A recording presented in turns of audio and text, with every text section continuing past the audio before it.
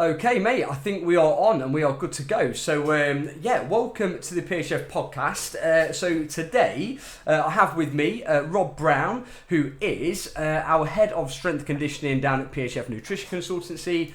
I've worked with Rob for many, many years in kind of, we run a business together. We've worked in many different areas. But ultimately, he's now within my consultancy. He's a strength conditioning coach. He's, a great athlete in his own right, former internationally capped player for rugby league, played for England Lionhearts, and now kind of applying his trade in professional arm wrestling. So very, very well equipped and one of the most astute strength conditioning coaches in the industry. So yeah, mate, welcome to the podcast. Did that do you enough justice with the introduction? Yeah. Or have I missed anything? No, I think that was probably, that emphasised my stronger points. Probably a little bit over the top, really, but yeah, I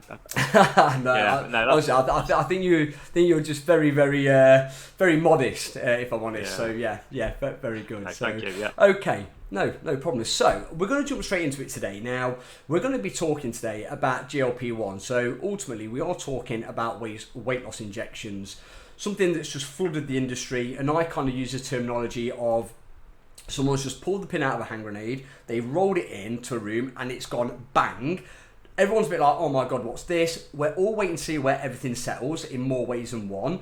And yeah, it's just a fascinating topic. And I'll be honest with you, I've not spoken about this in any depth. So obviously, me being a fat loss nutritionist, it's massive in my area of expertise. And I've not actually spoken about it to any great depth. So I really want to do this justice today in this podcast because, again, it's a massive area, it's fast moving, it's ever evolving. Even since we last spoke together last week, I think some Americans or a lot of Americans have launched a lawsuit against Ozempic, saying it's doing all bits and pieces to them. So again, think of that what you will, but it's an ever evolving kind of industry and part of the industry, should I say. So I do want to do this justice today. I'm going to speak a little bit about it, what my feelings are, what the science is around it, and I'd love to get your opinions as well. So I'll throw it straight over to you then, Rob. So obviously you've been in the industry working around me, you will have massively heard about this. Just give me your opinions first, your thoughts, and then I'll just give you mine. We'll just chat about it. We'll kind of chew the fat, so to speak. So Ozempic, the wonder drug, it's what we're all talking about at the minute. Especially on your side of the business, and it's just a massive topic at the minute. So yeah, great topic to talk about, and really beneficial for a lot of people, it seems. My initial opinion was, probably 6 months ago, was probably on the negative side of it, thinking, we do things the hard way, and we diet properly and we exercise properly. But the more and more data that's been released, the more and more success stories that you hear, I'm full circle now, and I believe it is a great drug, and it's changing a lot of people's lives for the better. That being said, there are a lot of side effects that people are reporting, but you always have to weigh up those side effects versus obesity side effects. Obesity is second biggest cause of cancer in the UK currently. Obviously, we've got type 2 diabetes, which is what the drug was originally designed for. Just kind of jump in there. Like, this is not a new drug. No. We've got loads of data on this drug, but it's only been used it's a diabetes drug ultimately. So within weight loss and fat loss, very new. We're still kind of collecting data around it. So yeah, you carry on, mate. Yeah, so we've clearly got a big problem with obesity and lifestyle related diseases in the UK. We're like a mini America at the minute, and the trajectory is only going up in terms of obesity. So this could send us down the other side and provide people a much healthier future. But there are caveats attached to that. You've got to do it properly once you come off. And there needs to be more information, in my opinion, for people, nutrition whilst they're taking the drug, and also whilst they're weaning themselves off to become drug free. So it's really important to support those people, and I guess that's where your side of the business comes in to support those people and help them on their journey, because you're potentially taking decades off people's lives if you get prescribed this drug, and it can only be a good thing. And the country as a whole, in terms of stress on the NHS, and the taxpayers paying for the NHS, and then just the mess of the NHS at the minute, we want to be reducing the stress on the NHS. I fully support its use, especially for our, the obese category, the overweight category. I do support the use of it for short-term weight loss as well. I do. I think if you've got the money and you want to do it and you do it correctly and you're fully supported, then yeah, go ahead. You've got my support. They're my initial thoughts. My thoughts have evolved over the last 6 months. But I'm a yeah, take it. Thumbs up. Let's do it. Yeah, and do you know what? I think you made a really interesting point there as well, Rob. So, this is such a fast-moving part of the industry that, maybe if we did this podcast again, even in 6 months' time, we will maybe be speaking about something else. Again, like I said, we spoke last week, and then since then, there's been a big lawsuit released against Ozempic for people claiming all sorts of side effects. And by the way, I don't want to sensationalise that. And I don't think, and you're very much like me, our jobs here is not to sensationalise anything. I'm not that guy who jumps on for clicks to get kind of loads of clicks on my YouTube and get viral kind of, oh my God, he said that. I'm not that guy. I'm evidence-based. I've got an opinion on this. I've got an idea of where I think it may go, but I'm very evidence-based as well. So I'm not kind of going, oh yeah, and I'm not got no agenda, and I've got no judgment either against what anybody does with this. But I have got a set of my own opinion with this and what I feel the science is, which I'm going to kind of jump in, and I'll be really interested to kind of get your feedback on my thoughts and kind of spin off some questions what I've got with you with this. But yeah, absolutely, yeah, I'm not trying to sensationalise anything whatsoever. You're always going to hear, the media do seem to have a bit of an agenda against it at the moment. I feel that kind of you only hear the bad stories. That there's a lot of really successful stories in obesity. I am going to say that, and that I've seen. So for as many crazy stories you hear in the media, and you're going to hear lots of them, and some absolutely with foundation, some maybe not so much foundation, there's going to be good and bad from this. And I think the first thing I will say with this, coming into my opinions of it, for what I know, quite heavy in the area. I'm in a lot of kind of calls with some very intelligent people who I would probably class as my peers around this kind of drug, who work quite closely with it. What I will just say with this, I do feel that we have to err on the side of caution with it. I really do. It's very new in terms of a drug being used in this area, and we haven't got enough data on it to go, yeah, do you know what, like this is going to be an amazing drug. So the first thing I will say is we have to err on the side of caution. Where I'm at with this drug is, and where I'm at actually as a practitioner, as a nutritionist, if you are morbidly obese and you're in a position where the doctors are saying to you, if you don't get your weight under control, you're going to die, or you're going to lose limbs through diet, you're going to be in a really bad position. If you're in that position, I absolutely would back using a kind of GLP-1, as they're known in my world, weight loss injection. I'll definitely say that. At the moment, at the time of recording this, again, we may speak in 6 months, we may be saying something totally different. But at the moment, where I'm at with this, if you are morbidly obese and you're struggling with your weight and you are on death's door and the GPs are saying you need to sort this out or you're going to be in a bad problem in 6 months' time, definitely use there for it. I totally support that. As a practitioner, as a nutritionist, I don't feel at the moment that with the kind of science and kind of, or with the lack of science with the long-term data, I don't feel at the moment, if somebody comes to me and say, Paul, I have got 5, 6, 7 kilos to lose, I'm going to jump on Ozempic, what do you think? I will never judge anybody. I will never say don't do it. Everybody does their own thing. And this is probably a bit of a feeling, because again, we've not got any long-term data on this with long-term side effects at the moment. We're seeing short-term side effects. Don't think we've got enough data with the long-term side effects at the time of recording this. I'm not in a position where at the moment I'm comfortable, and this is probably just a personal thing with me, with what I do with the consultancy and me as a practitioner. I don't feel comfortable at the moment saying somebody who's got a few kilo, yeah, jump on Ozempic, get yourself one of them, GLP-1, absolutely fine. The reason I don't feel like I want to say or will say that at the moment is, and it's nothing to do with me running a fat loss consultancy. We do so much more on fat loss. Like we work on every variable, we work on mindset, we work on everything, and we'll get into that on another podcast. But I just don't feel comfortable at the moment because of my probably lack of knowledge and data of what we've got long term, I don't want it to come back and bite me in the arse. We say, go down that route, and then in 10 years' time, they find that there is severe cases of long-term issues with pancreatitis or whatever. I don't know. And again, I'm speculating. I don't know. Yeah, that's pancreatitis. Yeah, go on, mate, you go. Pancreatitis. That's a severe side effect. This is this week's story, isn't it? So. I don't know. I'm just kind of talking what I've. Obviously, I'm talking severe. I mean, look, there are severe side effects. They are few and far between from what I've seen so far, but there are side effects. But away from that, with what I know about the data so far, and with the lack of what we've got, I'm not comfortable telling people to use it yet.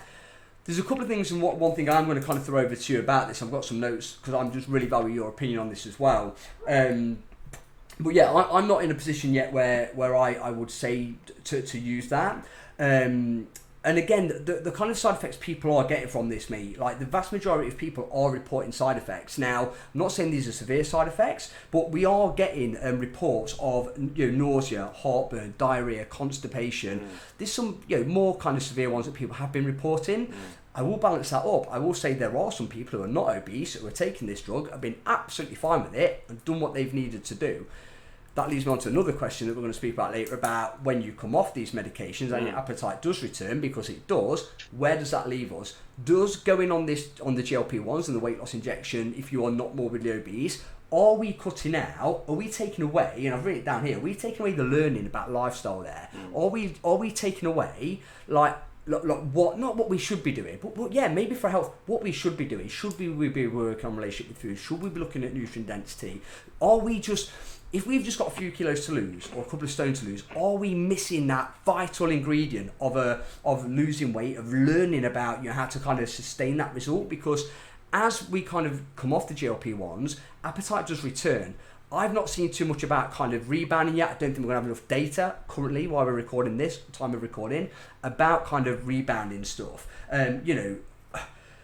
Weight will regain if the lifestyle's not changed, and that's what I'm trying to say with that. So for me, at the moment, and I'm sure you kind of totally get that as well, it's like at the moment, if someone's coming to me to lose a little bit of weight or a couple of stone, brilliant.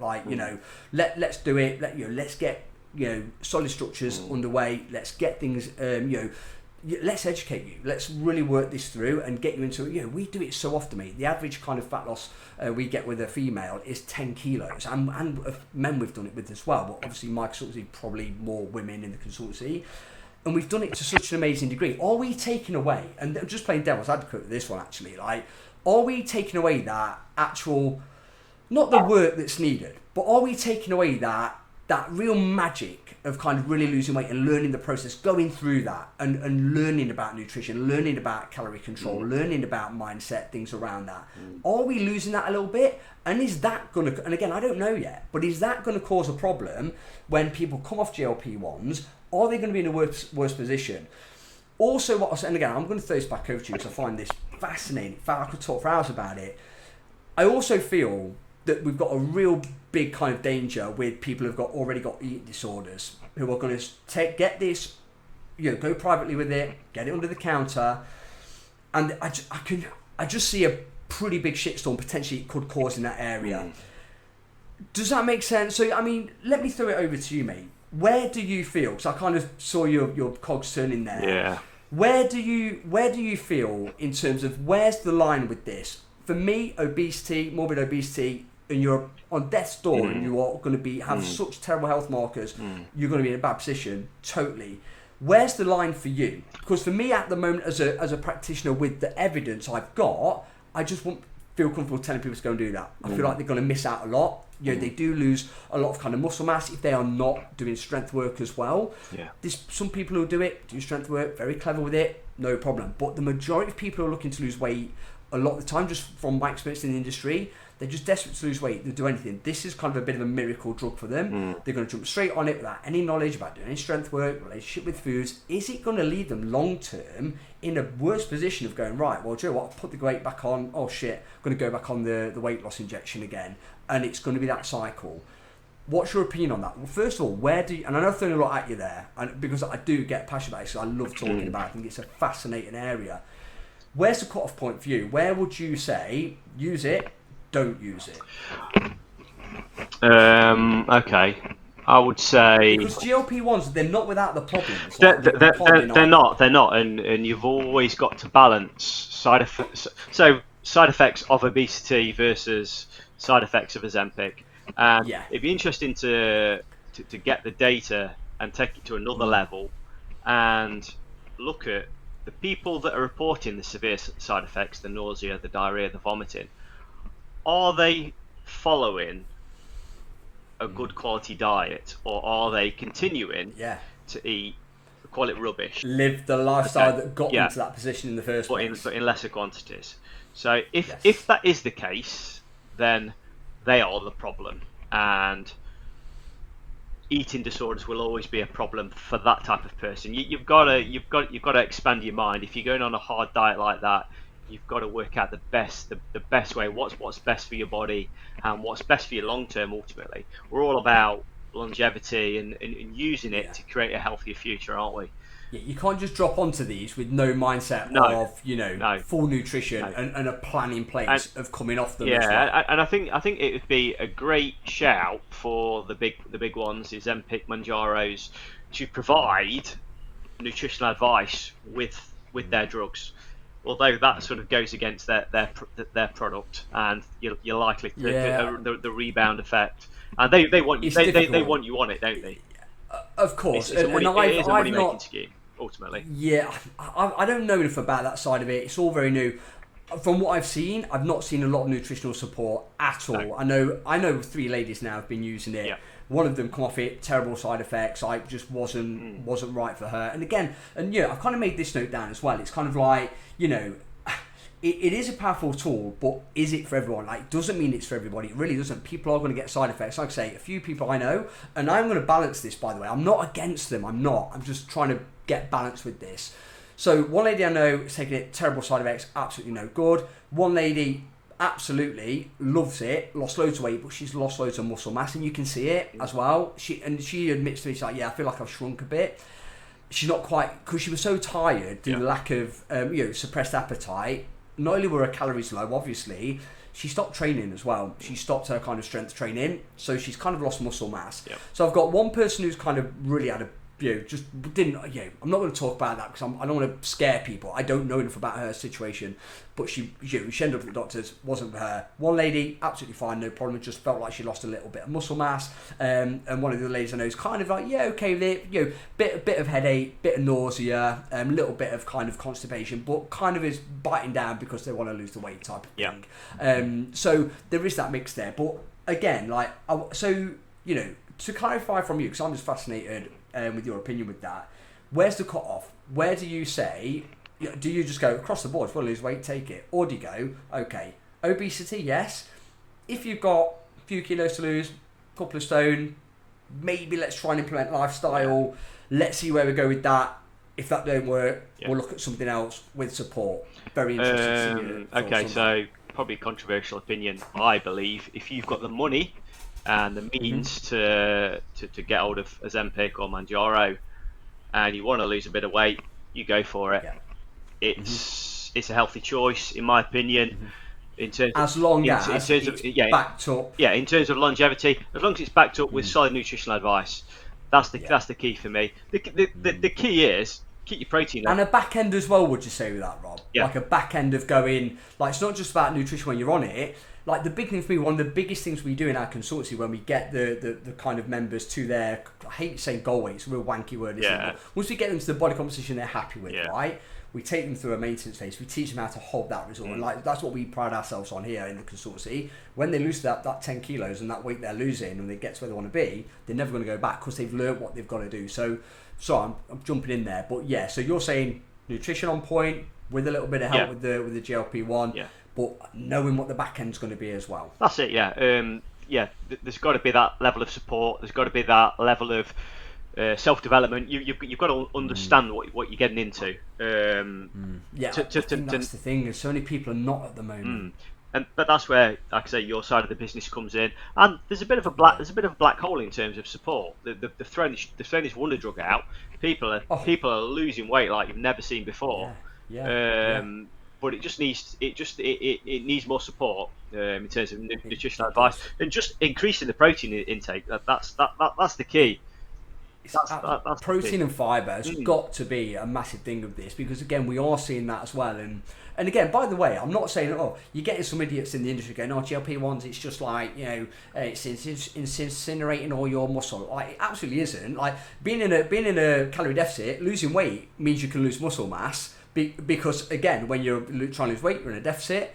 Your protein's not high, you're not getting nutrients, you can lose muscle mass. So I'm not saying the GLP-1s are the issue with that. What I am saying is, because they're in such a big deficit, because their appetite's so suppressed, they're not getting protein in there, they're not managing to hold on to that, they're stopping doing their strength training. So yeah, that's kind of what I'm saying with that. So I will just jump in actually what you said about if people can afford it, okay, maybe you're cool with people doing that. Have you seen that? And actually, one of the ladies I know who's taking GLP-1 at the moment, when I say GLP-1, for anyone who's just kind of jumping into this podcast, I mean weight loss injections. So I'm talking Ozempic, Wegovy, I'm talking Mounjaro. One of the ladies I know who's currently taking Mounjaro, she sent me a screenshot of an email she got sent by her, who is, I don't want to say supplier, it sounds like a druggie, doesn't it? But her provider, should I say. Yep. Sounds a bit more professional, doesn't it? And basically Mounjaro is going up at the end of August, start of September. It's going up. So we talk about, this is interesting, and we'll kind of go to this while we're here. This is interesting. You talk about affordability. Where do you think it will go price-wise? Do you think these companies are going to go, wow, this has really taken off now, let's make a little bit more money from this, let's squeeze a bit more? People are so desperate. When people are desperate, they pay money. Do you see this? Do you see these big companies like whacking loads of money at like price onto this? What do you think to that? I think we'll follow the trends of America. That's what we tend to do in the UK. And the price hike, I believe they're blaming that on the Trump tariffs. Is that? Oh, yeah. I don't know. I believe that's the mate. reason. Trying to stay out of politics. Yeah. Me too. I think they will go up, but I think they will level off and probably come back down to where they were. Obviously, all the data's coming out at the minute where people are losing masses and masses of weight. I think, is it 1 in 6 Americans have been on Ozempic, something like that at the minute? I might. It's quite a big amount. Yeah, I had some figures on. I'm sure I was just looking there. I'm sure I had some figures about people, about kind of, and I'm not wrote it down. I saw a figure, an evidence-based figure about a certain percentage of people who actually lose loads of weight, and then they kind of would they talk about kind of the regain after it. I think there was some sort of percentage. I think there's a lot of data with that. Yeah. I saw something about percentages about that. But, Yeah. And I don't want to say anything about it in case I've got that around my neck. We're not at the regain phase yet because it's such a new thing. Yes. It's such a new thing in the This UK. is it. Yeah, and I will just confirm that. I don't think it was anything about the regain. I saw something about like you said, like 1 in 3 people are having it, and it might have been the kind of getting and X amount of percentage and never getting a side effect, mild side effects, we'll say. But go on, mate, you go. Where was I? So I believe it's just about the Trump tariffs and about kind of the prices going up. I think they'll go up. I think that the narrative in the media is put the prices up, Trump tariffs, blah blah blah. It's a bit of a buzzword at the minute, and we follow those trends. But I think it will tail off, and I think it will come back down. I did mention actually to the lady who sent me that. I said that's interesting. I think there will be, and again, this is just totally anecdotal. What I think. I mean, what does that mean? I don't know.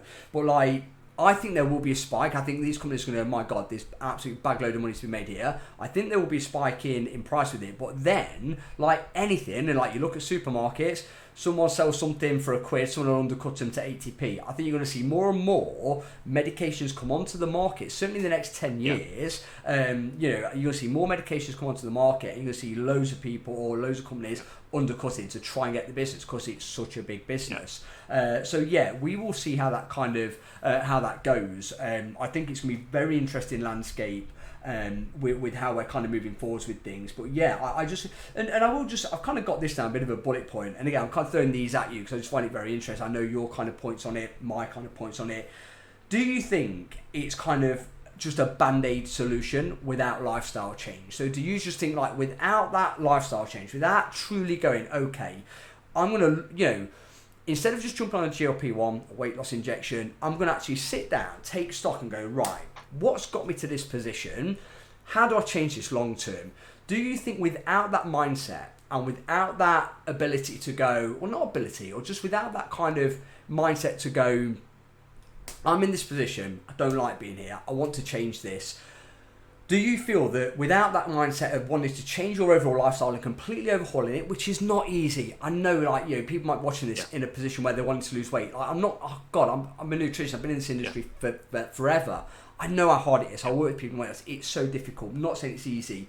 But do you feel that without that kind of lifestyle change, that it's always just going to be a band-aid solution until they figure that bigger picture out or get that nailed down? Again, I think it comes down to personal development and understanding the system. I think what it will allow is people to kickstart their weight loss journey, and it will allow them. So, for example, people just won't go to the gym if they're obese. They just won't go. If you've got this drug and it shreds off 2 stones straight away, and your body confidence improves, and you start developing yourself, you start understanding nutrition and wanting to do better. I think it gives you that. I think for a lot of people, it will give you that push start that you need to just get on the right path. It won't work for everybody. It will be a short term thing, and they will yo-yo all their life. Those people will always exist. But I think it's got the power to give people momentum in the right direction, and just live healthier lifestyles, and don't be that not become that obesity statistic especially in later life. And I find it interesting, mate, because again, you know, like, I will just say this, like, yeah, definitely, you know, the moment it's all come, like, oh, look what this can do, look what this can do. I will just say this, it's definitely not going to be for everybody. It really isn't. Like, it's a powerful tool, but it doesn't mean it's for everybody, absolutely. For me, it's definitely best suited to people with obesity. And not only that, you're always going to get people, like, even who are in that bracket of obesity, you're going to get people who don't want to do this, who are just going to go, actually, don't like the idea of that. I'm going to be completely honest. And this is another podcast we're going to do about TRT and stuff. You know, when I did my kind of bloods for TRT, or testing my kind of testosterone, should I say, the idea of them coming back low and we think, fuck, got to inject myself. I wasn't happy with that. I'm always going to be that guy. Like, you know, again, or, you know, me and you, we've always trained. We've never done steroids, or clearly you can see they're not fucking working if I am. But all right, yeah, but you're just naturally like that, mate. So back off, right? You have to. Don't do that on the podcast, mate, because like now I look like a right skinny weasel. Cheers, mate. But yeah, it's kind of like, you know, me and you, we've never gone down that route. I mean, I'm scared to death of needles. It's not something I'm ever going to do. So what I will say is, there's always going to be people who want to do it, who kind of are fine with it. You're going to get people who kind of do it, who are going to get effects from it, you know, side effects, who are not happy with it. But you're always going to get those people, and I've got them in the consultancy. You know, we've probably, and we spoke last week about this. I've probably had the biggest influx of people wanting to come and work with me, you know, so far this year than we ever have. Whereas you'll think that it kind of be different with all these GLP ones, but you're always going to get people who don't want to go down that route. Maybe a bit of fear, maybe just like they don't want to do it. But there is going to be that there. But I will just kind of throw this out as well, just kind of doing another kind of gear shift. I've spoke to so many people. No, I haven't so many people, that's a lie. I spoke to a few of the ladies who I know are kind of doing GLP-1s at the moment. And one of the ladies in particular who I speak to quite well, fantastic lady, her kind of mindset on it is, just going to do a little bit of it because, you know, once I get to where I want to be, I'll be fine and I'll be okay again. I actually spoke to her last week and I was like, please keep me informed with this. Let me know how that goes, because again, like you rightly said, we haven't got a lot of data with kind of people losing weight off this drug and then the back end of this with maintaining it. And this is going to be fascinating. It's just a fascinating conversation. I love this. Like, you know, speaking to her, she's like, yeah, and again, so many of the ladies are in this kind of mindset at the moment. Just do a little bit, just get me to where I want to be, then I'm going to be okay. I'm a bit like, because I'm inquisitive, I'm like, and I don't say it's to them, but like, is it going to be okay? Like, once you come off that GLP-1, because we can't deny, like, GLP-1s don't destroy your appetite, they suppress it. When you come off it, like, your body builds up a resistance to them, by the way, as well. That's why you have to do more and more of it to kind of keep losing the weight. But also, like, when you come off, your appetite comes back again. So is it going to be as simple as going, I'm going to be all right with something this weight, I'll be fine, just need to lose that bit of weight. Or is it going to start the whole circle again of kind of stressing, mindset, stress, bad body confidence, or what do I do now? Do I do a crash diet? Do I jump back on the GLP-1? The price is going up, can I afford to do it? You're going to get a section of people who probably start to regain weight after this and then go, I want to jump on Manjaro, oh my God, it's gone up by £100 a month more now, and they're kind of frozen out from doing that. Is that, and I find it fascinating, is that going to lead people to go, oh my God, like I'm going to do a crash diet, I'm going to do something mental, and kind of, lead myself into more problems? That's probably for another podcast or for another discussion, but, what do you think is going to happen when people come off the GLP-1s, when they're at where they want to be? Do you think they, like you just said there, like what led me to that was you saying, they just, a lot of people just want to kickstart to get to where they want to be, gain the confidence. Do you think once they're there, they're going to be able to hold it? Yes and no. Yeah, it's a tough one, isn't it? I know, and it's really difficult. I know. I would like to think it's going to give a lot of people confidence to lead a better lifestyle, to not go back there, and support a healthy future. But people will always yo-yo. Those people will always they'll always be around because life's real, right? Like we a lot of people I know run businesses. They've got full-time jobs. They've got kids. So at the moment when they're on this GLP-1, it suppresses appetite. But when they're off it and it comes back, life is never perfect. I always say to the girls when I work with them, all the members when I work with them inside the consultancy, just because you're starting with me, life doesn't just get easier. We just learn to create better structures and strategies around things. And this is why I kind of leads back again saying, do you know what? It's like, are we missing a trick away from obesity? I absolutely believe, for me, that this is best suits people with obesity. But then it does lead me to going, right, okay, we've just got a couple of stone to lose. Are we missing that bit we actually need to keep us there? I don't know yet. That's a feeling I've got, but we're going to see. So I think you're right, Rob. I think it's going to be mixed, isn't it? It buys them a fast forward, doesn't it? It just makes that weight loss. It puts them in that position to kind of know. Yeah, exactly. So if you want to knock off a few stone in a short period of time, it's a lot easier than calorie deficit for 12 to 18 months, for example. But it's important. But for some people, like again, working with someone at the moment, and they've been with me like a month. They've dropped 6 kilos. Yeah, of course. The first bit's always going to be water. I'll speak to you off kind of thinking about this. Yeah. They've done over 6 kilo. Amazing. Like incredible, isn't it? Amazing. And you know what? Busy person runs a business. Right. So again, it's horses for courses, isn't it? Yeah. Like it's just kind of.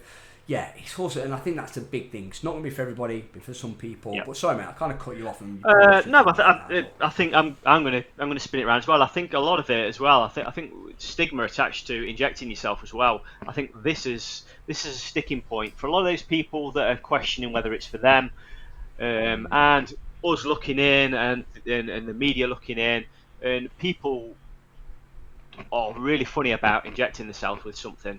I think if Ozempic, I would be that guy. We'll use Ozempic for example. If that was an oral administration, I think a lot more people would do it. I think people have got stigma about injecting themselves and what people think about those people injecting themselves. So if you can remove the fact that you're injecting yourself, I think it makes it a lot easier, and I think a lot more people would take it if it wasn't injectable. I think you can probably spin that to steroid taking or steroids as well. Like, it's kind of I mean, not saying the only reason. I mean, again, mate, it's so similar in terms of like, weight loss injection, side effects potentially. Exactly that. It's the same with kind of steroids, isn't it? Like, you're always going to get people who want to like, put muscle on, but they'll rather do it in the gym rather than kind of have steroids. Because and I think you're right. I think if people could say, actually, there's like a tablet you can take to gain loads of muscle, and the side effect's not too bad. I think you'll see loads of people walking around jacked. It's definitely that kind of injection side of it. I absolutely agree. So, do you know what, mate? I think that is a fantastic conversation, and I know we're not going to kind of waffle on these podcasts. We're going to try and give people some really good, solid information, food for thought, no pun intended, and just to give people value on this, because we were kind of speaking, weren't we, last week? Like, I mean, what we got over 50 years experience between us in the industry. I'm not saying we're perfect and correct on everything. No. Well, we've certainly seen a lot, done a lot, got a fantastic kind of wealth of knowledge, and I think sharing that on these pods are just going to be so good. Is there anything else you want to say about it, want to share about it, or are you pretty cool with that, mate? I think that is pretty much all the notes that I've got, and I think I've got over what I wanted to get with that. Just to kind of recap for me then, I feel that, definitely this, at the moment, weight loss drugs, GLP-1s, are best suited to people with obesity. As a nutritionist and practitioner, somebody comes to me and says they've got a couple of stone to lose, a few kilos, what do you think of GLP-1s? I wouldn't at the moment be comfortable saying yes to that, just purely because I don't know, and nobody does at the moment, the long-term data of what's going to be with potential side effects later on in life. There may be none, I don't know, but I just don't feel comfortable with saying that. I think certainly when we've only got a few kilos to lose or a couple of stone, I also feel that maybe we are just missing that little bit of kind of magic bit of kind of weight loss, the way we learn about nutrition, we learn about calorie management, understand what it is, what we do in the consultancy. So that's kind of where I stand with it. Is there anything that you kind of want to finish off? Any little kind of golden nuggets you want to put in, or are you cool? I do follow a very similar opinion to yours. I think I'm probably a little bit more relaxed in my approach. I support even those small amounts of weight that people want to use. Yeah. As long as people are being smart with it, as long as people are strength training, as long as they're keeping their protein high, their fibre high, keeping the nutrient quality high, and strength training. I think that's the important bit, mate. I think that's really important bit spot on there, because I wouldn't want people to watch it because I know what you're like. You're so in the game. Yep. And I don't want people to think, oh yeah, he's just kind of saying use it willy nilly, like for a couple of for a couple of kilos. Not at all. Be smart. No, like it's still got to be it's got to be strategized. There's got to be the big picture and the back end nailed in with that, with good nutrient density, with good protein, fibre in there. Plan on what you're going to do coming out of the back of that as well. And I know that's, sorry mate, I broke you off there, but I think that's what you're saying, isn't it? You pretty much finished what I was about to say. Yeah, that's right, mate. Yeah. Bang on. Perfect. Bang on. Well, do you know what, mate? We'll leave that there today, because I think we've covered some fantastic things. I think we've given some great kind of opinion. I think we've covered a lot of bases there, and hopefully people will get some really good value from this. Like I say, I'm excited to do more of these podcasts. I know we've got a couple lined up that we're going to do as well.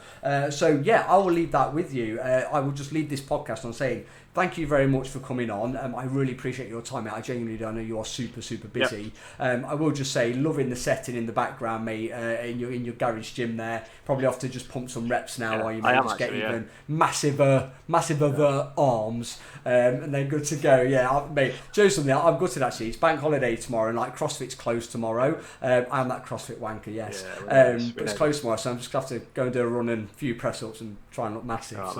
All good. Anyway, mate, stay on the line after I'll end this podcast out. But thank you very much. Thanks for inviting me. Look forward to the next podcast. No problem. Appreciate mate. it. Thank you.